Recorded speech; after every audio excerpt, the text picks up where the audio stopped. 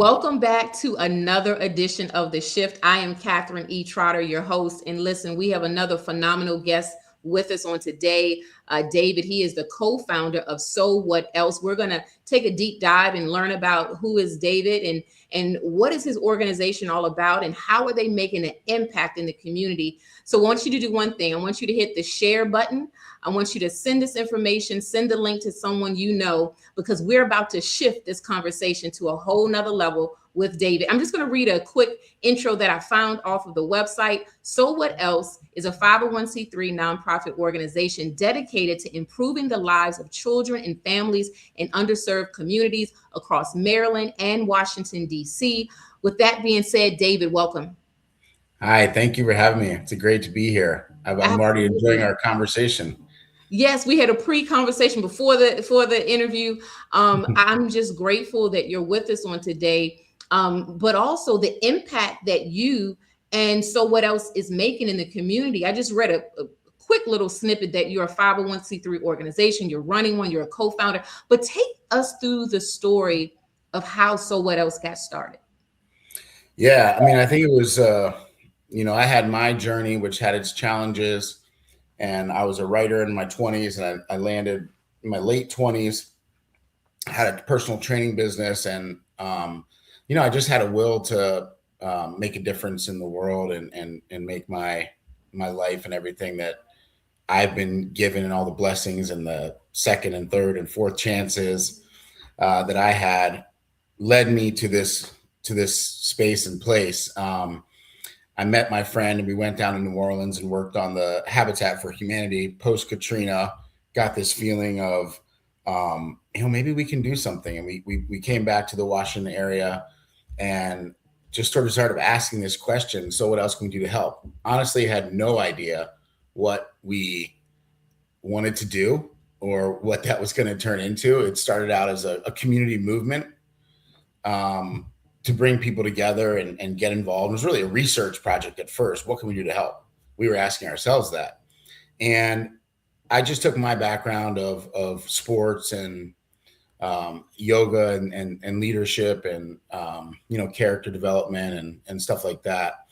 And our first mission from 2009 to 19 was serve kids, serve the community, and get the kids we serve to pay it forward. This idea of we can pass the baton to our youth, our youth generation, and not only bring them services, but get them to pay it forward and give back. And people love that concept of, it goes across the aisle. We're providing something, but we're also teaching a man to fish.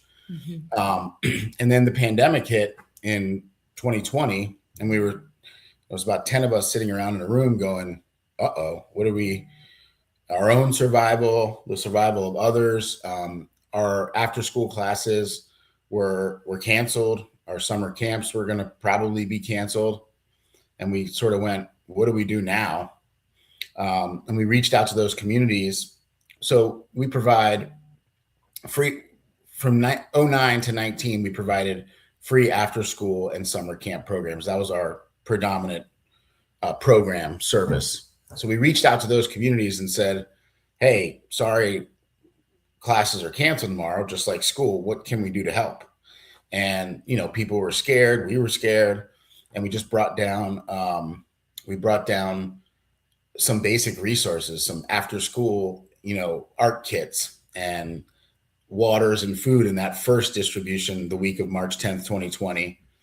And it just built from there, and it just became basic needs, which is really food. And we connected with our community, and we had, restaurants and people kind of going to Giant and bringing it to our warehouse, and which was not a warehouse at the time. It was like my dad's office, somewhere in Rockville. And we would go down to these communities where we were serving 15 to 20 kids.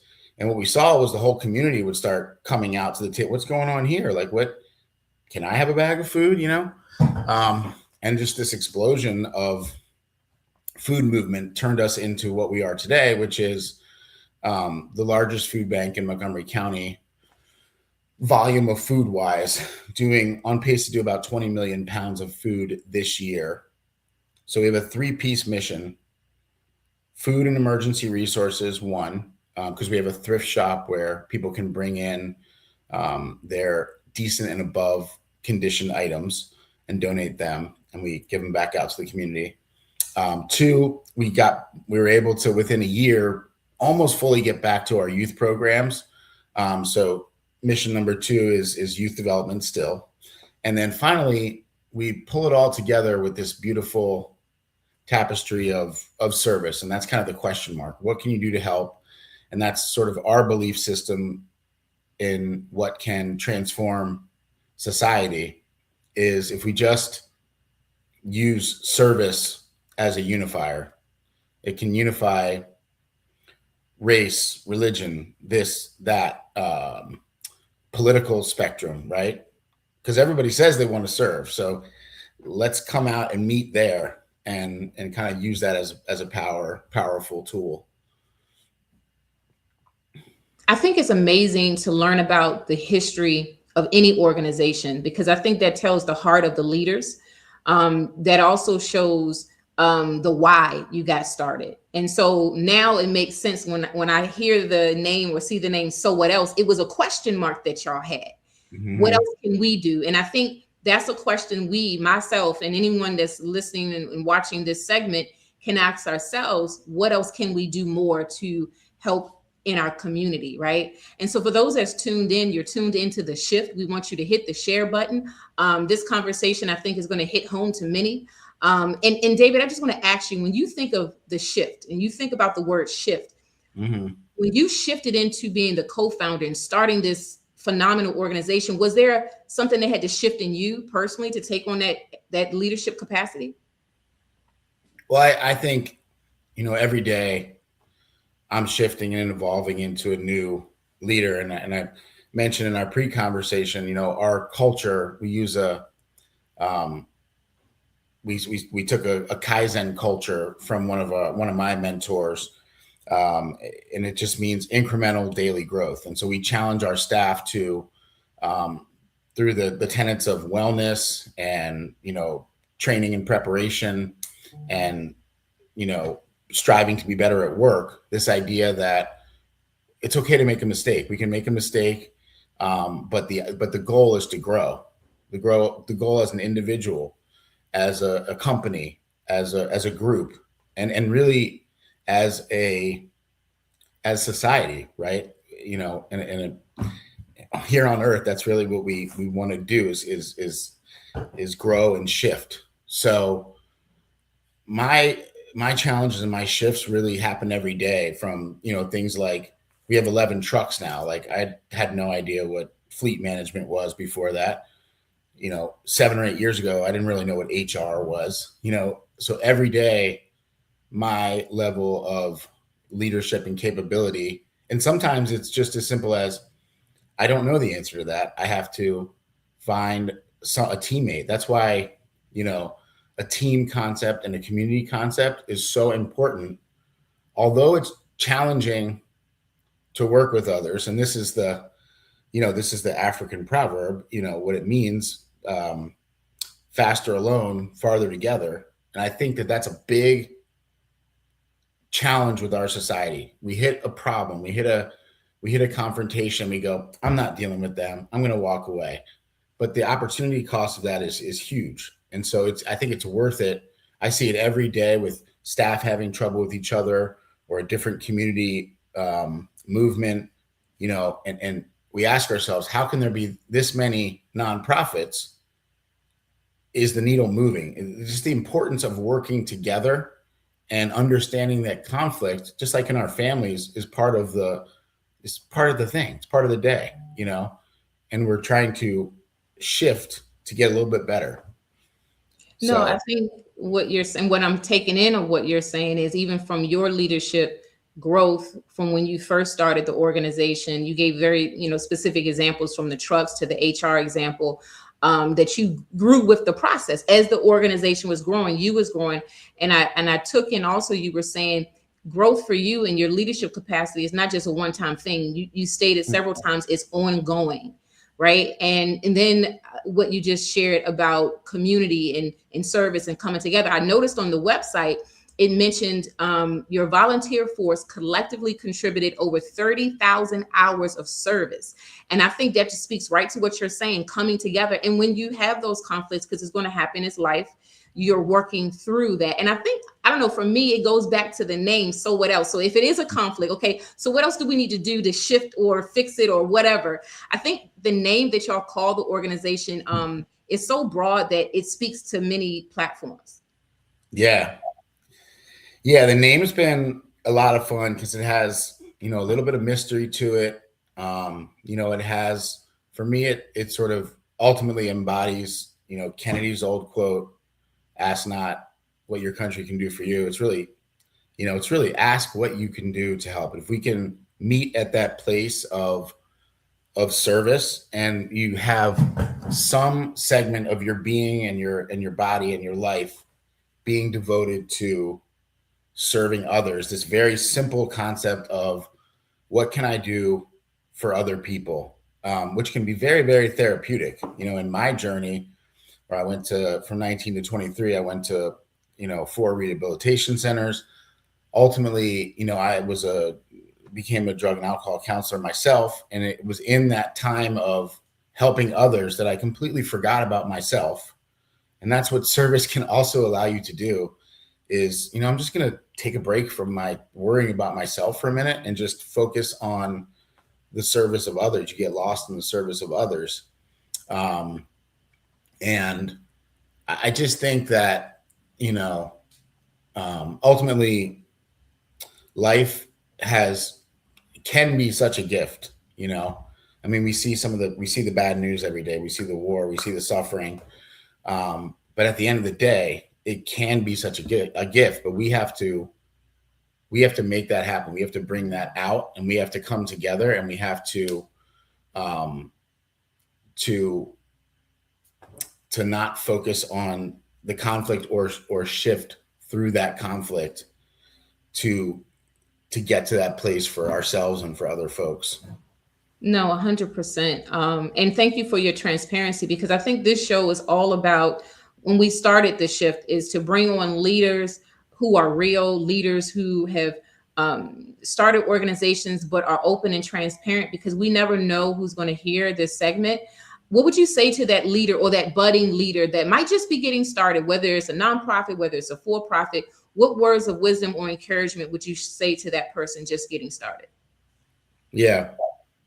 So I think, I love the term Dharma, Dharma, and it's sort of the fusion of your potential, because most of us aren't operating at 100% potential. I tell my son when he's playing basketball, you're doing about 40% you're giving that game. I think you got about 60 more. And so, maximizing your potential,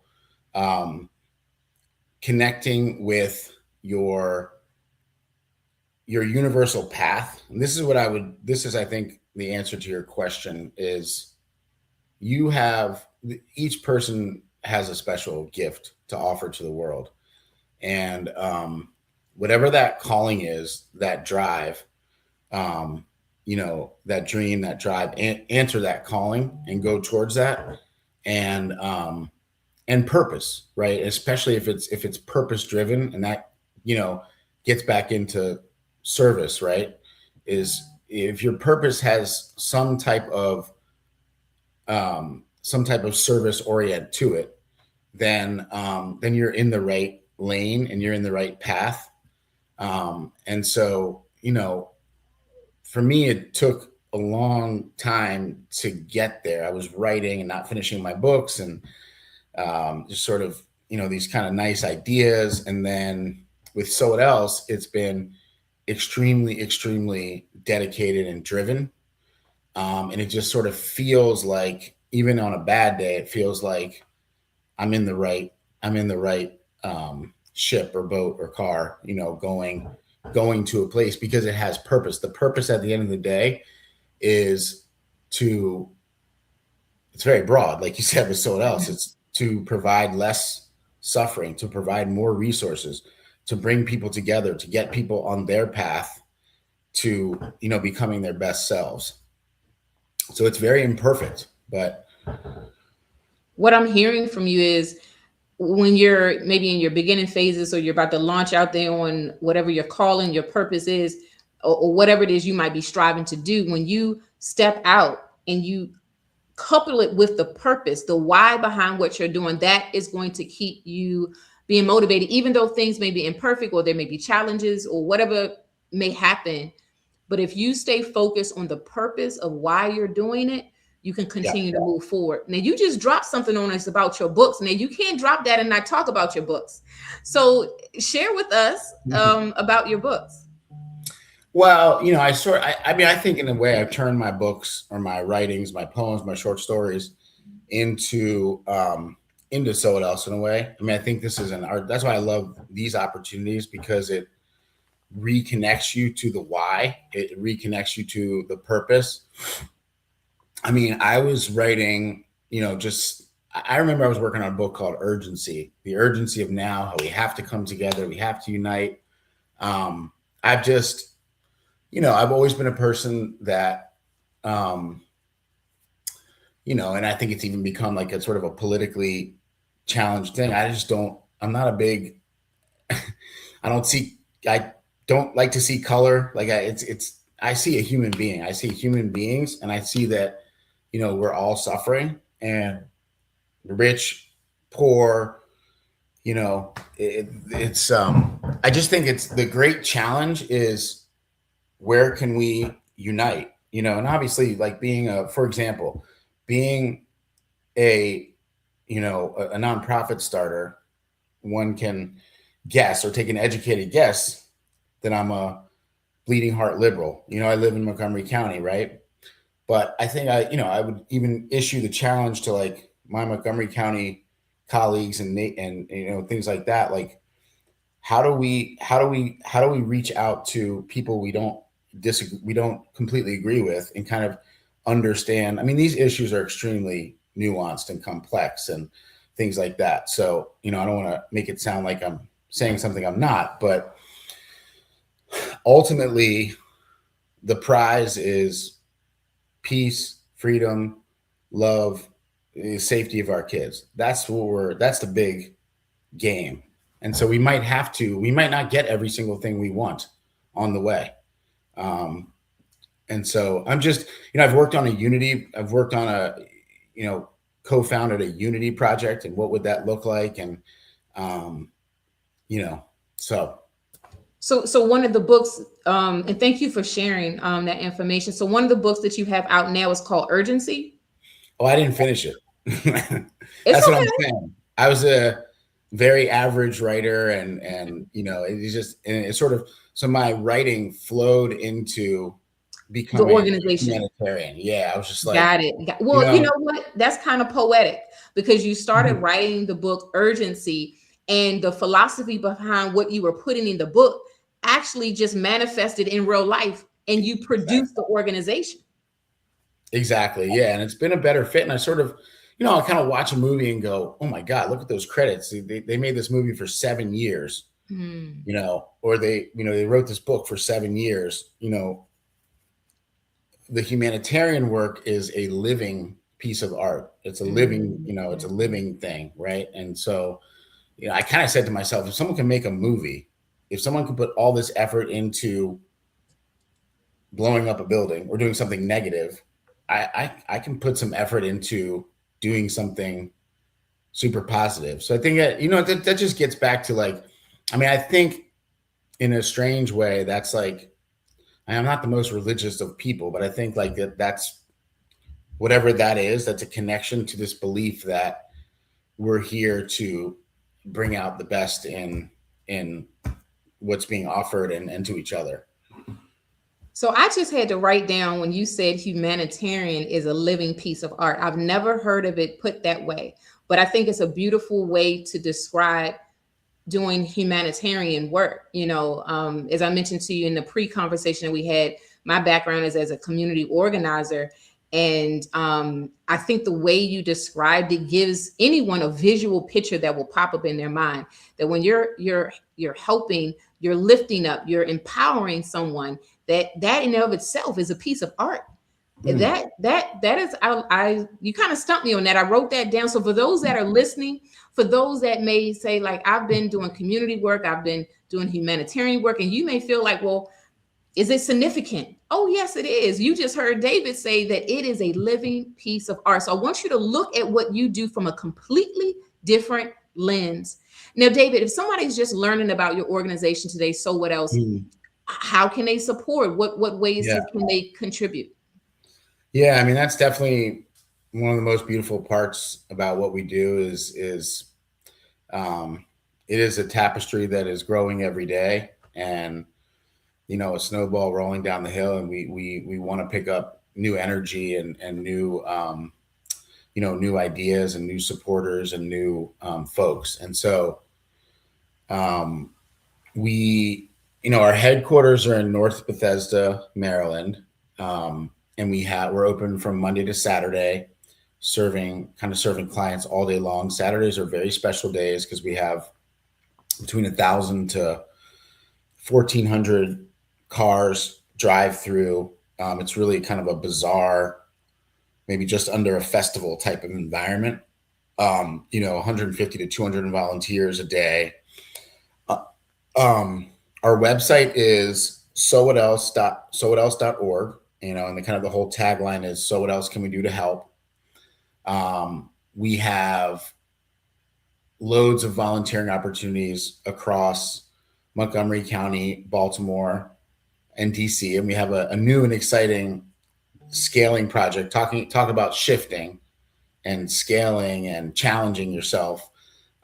We were provided with this, almost spiritual opportunity in North Carolina, where I was connected to a pastor down there, Pastor Keith Moore, and it just felt very synergistic. I guess I could tell this story because it was pretty crazy how it happened. So if we have a mutual friend who introduced us, and we did a Zoom call, and what they do is they do a distribution in Rocky Mount, North Carolina, the second Saturday of every month. So we did that. We did this Zoom call on a Tuesday. We have a pantry. We're learning about what they do. Okay, so what else? And maybe we could do something together. The next night, I'm at an event in Bethesda, and I look on the list, and there's a name. There's a name, Keith Moore, and we actually have a student who won Student of the Year named Keith Moore. So I know Pastor Keith Moore. Well, it was neither of those people. I'm sitting down at the end of the night, and I'm sitting next to this young African-American guy, and I said, "Where are you from?" He says, "North Carolina." I said, "Oh my God, I just talked to a pastor from North Carolina. We might do some stuff with them." He said, "Wait, is it Pastor Keith?" He said, "That's my dad." So he calls his dad.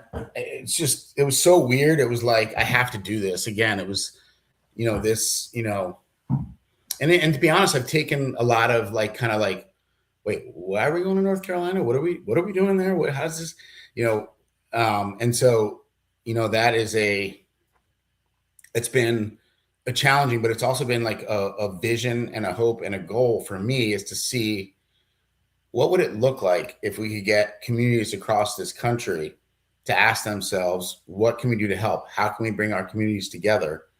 And so it's just something that I can't not do. I have to try it. And I think, I see the suffering in our country, which, I think can be, of course it's imperfect. Of course it has challenges. Of course it has historical terrible things, right? But that's the challenge, right? Is to get it to be a better country. So No, I'm grateful that you shared the story and the backstory behind the story. Because I think, again, this is another piece of the puzzle that where we all, including myself, are learning more about you, but learning more about So What Else, but learning about how connection happened. And sometimes you don't even know the connection is happening. The son, the dad, and how that came together. And now your path is leading you to North Carolina, which now is going to expand the impact of So right. What Else.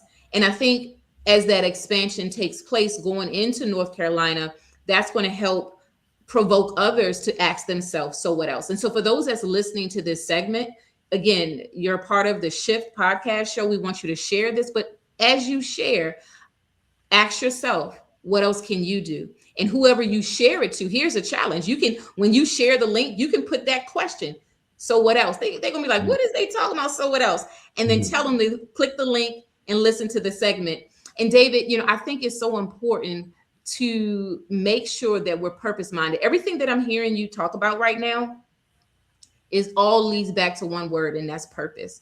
But it also, what I'm really getting from you as well, because you talked about how you have at least 250 volunteers at any given time of servitude, and you're serving between 1,000 to 1,400 individuals, you mentioned on a Saturday.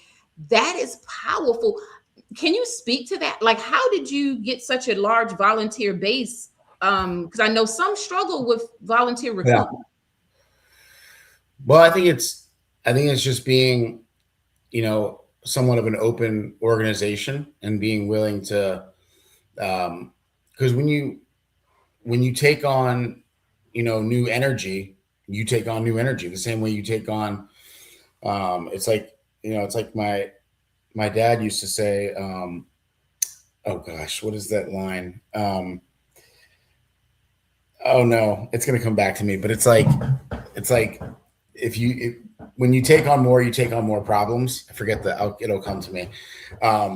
But you have to be willing to take on, the good with the bad. If you take away, everybody's demons, you might lose their angels too. So you just have, there has to be this understanding that, a volunteer might come in and it might be a good idea. It might not be a great idea, whatever they might present. So I think, one of the things we did in particular that was a conscious choice, was when we started collecting food and we started passing out food, I had a lot of local community members say, hey, I'm moving my house, or my kid just graduated. I've got all this stuff. Would you like me to bring it? And I think most nonprofits would say, well, we don't do that. We do food. But I said to myself, if I'm saying no to this person, I may never see them again. So I don't want to do that. I don't want to say no to them. I want to say, yeah, drop off your stuff. And that's how we sort of started. That became our thrift shop. Now we have a free thrift shop, and it's a way to introduce all of these people. So I don't like to say no, but there's a reason. Sure, I'm a nice guy, but the other reason is it's actually sort of a business model, right? If you call me and you say, if you said, thank you for being on the show. Well, if I said no to the show, I would have never met you. Would have never met all your followers, right? So I think, there's advantages to being inclusive, right? But it's not always easy to be inclusive for many reasons, So maybe that answers the questions. I do feel like no, it does. Yeah, no, I mean, you took us again. I don't know if you used to be a teacher, but I feel like as a teacher, and you're taking us through the process. That's what I feel like you just did in terms of how you started the volunteer base, and when the neighbor that was about to move, and then she wanted to you take some of the furniture and so forth. I wrote down something when you were sharing your process. I wrote down, you help activate others. That's what I'm hearing from you, because Absolutely. You said if you had said no, you might not have ever seen her again. So that would have been a missed opportunity, a lost opportunity. And so because you said yes, you activated something in her, because she was able to give and pay it forward, which then opened up a door for your organization to start the thrift store. Exactly. So I think the process that you're describing, you're really giving a formula. And so for every nonprofit leader that's listening to this segment right now, definitely take it in. I mean, because we're getting some, I like to call it golden nuggets when somebody's dropping information. We're getting golden nuggets on this segment of the process behind the organization. And I think that's what's significant, that we're bringing out right now. And so for those that are nonprofit leaders, you may be a founder of an organization, You are an activator. You know, this is what David is describing about himself, the other 250 volunteers, to the neighbors that's in the community. A door has been opened so others can be activated. As we get ready to wind down this segment on today, again, you have been tuned into The Shift. We have been having a great conversation with David. He is the co-founder of So What Else. David, any final words that you would like to share before we transition? No, I mean, I think you do a great job asking questions and digging deeper and getting to all these points. Yeah, I think, for those nonprofit leaders, at the end of the day, it's about, caring about other people, caring about relationships. I always tell my team when people ask about, fundraising and stuff, it's get to know people, save their number in your phone. And I think, you can only pretend for so long. You have to really, care about people and develop those relationships and develop those friendships. And I think that people are much better than we give them credit for, and far more complicated than we give them credit for. And people want to serve. They want to give back. And in my journey, I think I had written down on my to-do list, volunteer for like 10 years. I didn't know how to do it. So when I do So What Else, I'm really conscious about that. I'm really, in my mind, I think to myself, people want to give. Some people want to write a check. Some people want to come out and volunteer. Some people want to do a drive. Some people want to get their kids involved. But everybody, I almost think everybody, except for, the most toxic of, the most odd situation out there. Really, everybody wants to make an impact, have meaning in their life, have purpose, and and give back. And we get a little lost in the sauce of all that to think, this person, they don't want that or whatever. We could be misreading the signs, So yeah, I mean, we just try to be a platform to get involved in some type of way, whether it's with children, whether it's with food, whether it's doing a drive for your community, whether, I have some parents come to me and say, my kid's struggling. Can you take them for a few months for an internship and just, again, lose yourself in the service of others is, that's my last thing I can do to write that. I was hoping you'd write that down. Are you writing that down? I got it. I am. I've been writing down some other golden nuggets as you've been speaking. Well, thanks. It's all because you're helping me shift into that challenge. And when I first started the organization, it was all about inspiration and ideas, and it becomes more about business, or you have to fire people and you have to make hard decisions. So I am really conscious about, what I really need to do. What the most important thing I need to do is reconnect myself with the mission and with the purpose. Because if I lose that, there's no path. So you're shifting me back on my path. So you're helping me.